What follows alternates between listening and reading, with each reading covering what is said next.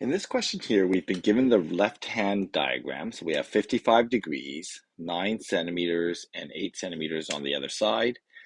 And we need to recognize that this is an angle side-side situation. So angle side-side. Because it's an angle side-side situation, there are two possible orientations of that far side, which is side 8.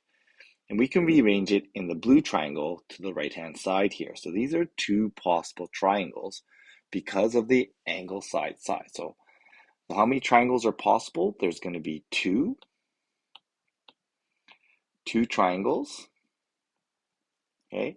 And it's because of this angle side-side situation. So then to find out the areas of these triangles, we need to use a formula for a triangle. So area is equal to 1/2 base times height. Okay, and I'm just going to color code this a little bit. Okay, the height is going to be the same in both cases. And that height really is our perpendicular height here. So there is our height here, and then I'm going to draw that same perpendicular height here. Okay, and I call that H. Now to find that H, that happens to be the same in both triangles, because if you take a look at both situations, we can find the height by doing this. Height over the opposite over hypotenuse is equal to sine of 55 degrees. And if you take a look at this situation here, the right triangle, I'm just going to highlight the right triangle that we're looking at here. In this right triangle, it's the same thing. The height divided by hypotenuse of 9 is a sine of 55 degrees. So in both cases, that expression will generate the height. So that's the first thing I'm going to do is I'm going to calculate the height. Height is equal to 9 times sine of 55 degrees.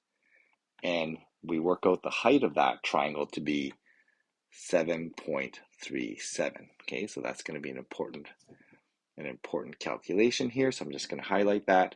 And we have that height that we need. Now, what we need to also do is solve for the base of these triangles. So that means we need to solve for this length here. Again, I'm going to just highlight that.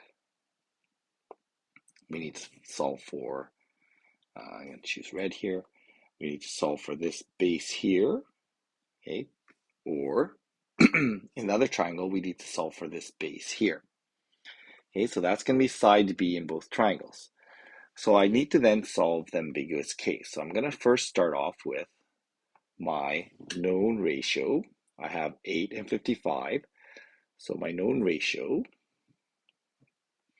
is going to be sine of 55 degrees over side length of 8. And in this first triangle, we're going to say that sine of C1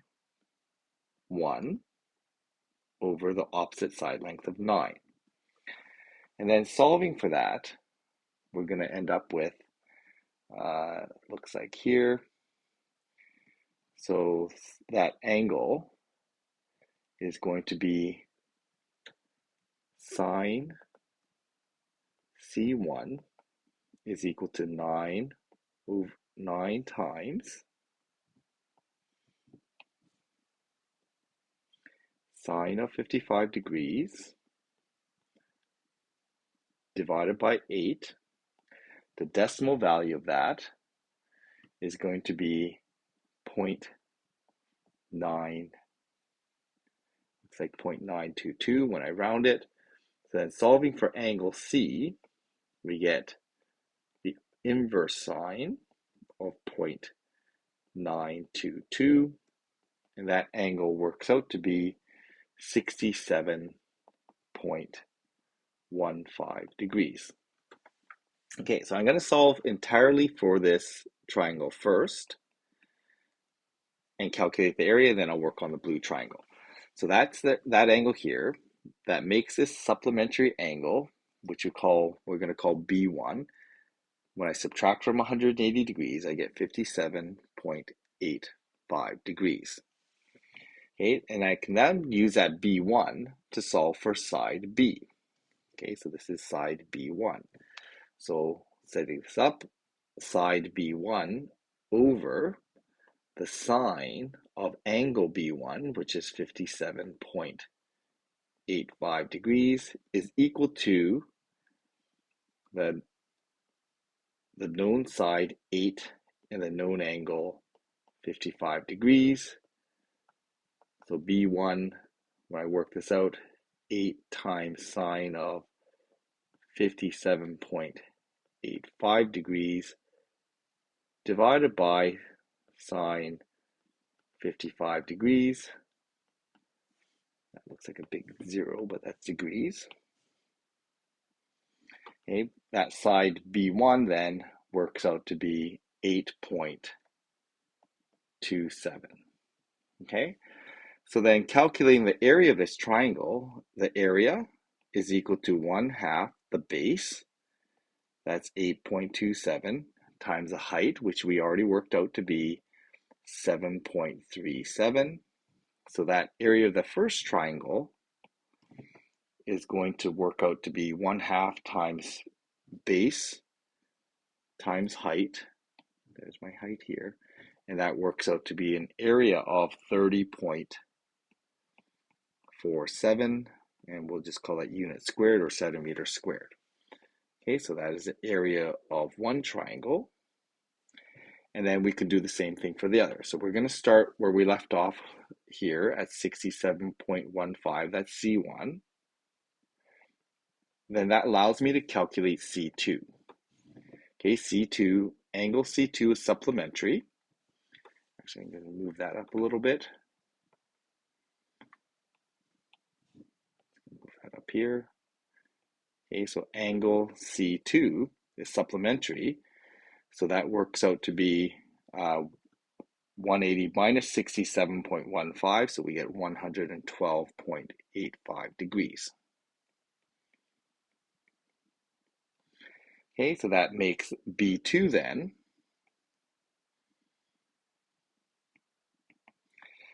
12.15 degrees. Okay, subtracting from 180, that angle works out to be 12.15 degrees.